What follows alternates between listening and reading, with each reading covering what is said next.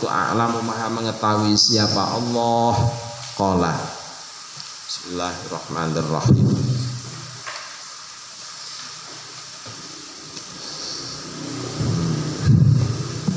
Untuk akad i'arah ini sudah beberapa kaidah yang kita pahami. Satu, kaidah yang pertama, kullu ma'am kanal intifa' bihi ma'a baqa'i ainihi jazat i'aratuhu idza kanat manafi'uhu atharon. Semua barang yang bisa dimanfaatkan oleh orang lain, maka boleh barang tersebut itu untuk dipinjamkan kepada orang lain asalkan baqa'i ainihi, wujud fisiknya harus tetap ada, terjaga. Idza kanat manafi'uhu atharon. Jadi dipinjamkan tadi itu adalah tujuan utamanya untuk pengambilan manfaat. Artinya kalau misalkan kita memanjamkan sesuatu kepada orang lain, maka kita harus sadar bahwasannya barang yang dipinjamkan itu pasti akan dimanfaatkan. Jadi pasti akan dimanfaatkan atau pasti akan digunakan. Ya. Jadi ini catatan yang utama, catatan kaidah pertama. Nah, pasti akan, jadi barangnya itu pasti akan dimanfaatkan. Kaidah yang kedua yang kita pegang bahwasanya al ariyatu mutlaqon wa muqayyadatan bimuddatin, bahwasannya ariyah itu boleh berlaku secara mutlak, boleh juga berlaku secara muqayyadah. Muqayyadah itu terbatas, dibatasi oleh masa dan waktu. Ini kaidah yang kedua. Nah, sekarang kita masuk kaidah yang ketiga. Nah, kaidah yang ketiga, wahya matmunatun alal musta'iri biqimatiha yauma talafiha. Akad ariyah tersebut, di dalam akad ariyah itu ganti rugi, jadi ganti rugi barang. Jadi ganti rugi barang semuanya adalah merupakan beban dari musta'ir. Jadi dibebankan kepada musta'ir, orang yang meminjam. Zaman pinjam barang, kalau misalkan terjadi kerugian atau terjadi kerusakan pada barang yang dipinjam, maka beban utama ganti ruginya adalah dibebankan kepada musta'ir. Ini kaidah yang berikutnya. Terus seberapa besar? Ya biqimatiha. Besarnya itu ditentukan dengan harga barang yang dirusakkan. Jadi dengan harga barang yang dirusakkan, harga ajza yang dirusakkan. Terus kapan patokannya?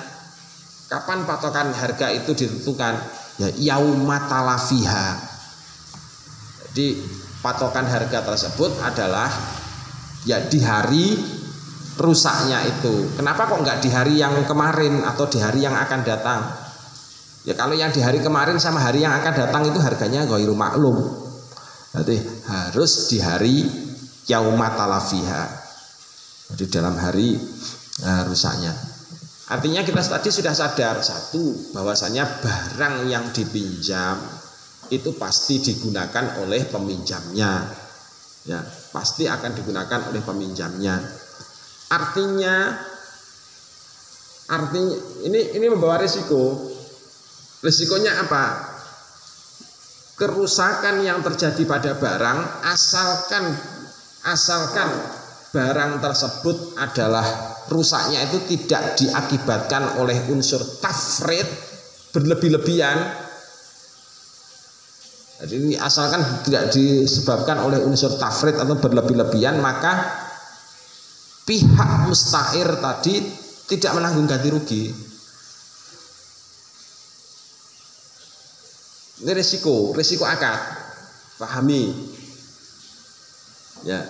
Tadi kan sudah sadar, saya pinjamkan barang ini saya pinjam sepedanya Pak ya. Oh iya. Terus mau pakai kemana? Mau ke Singapura. Tidak tahu dengan pemakaian normal terus kemudian terjadi rusak pada sepeda. Terjadi rusak pada sepeda. Siapa yang menanggung ganti rugi?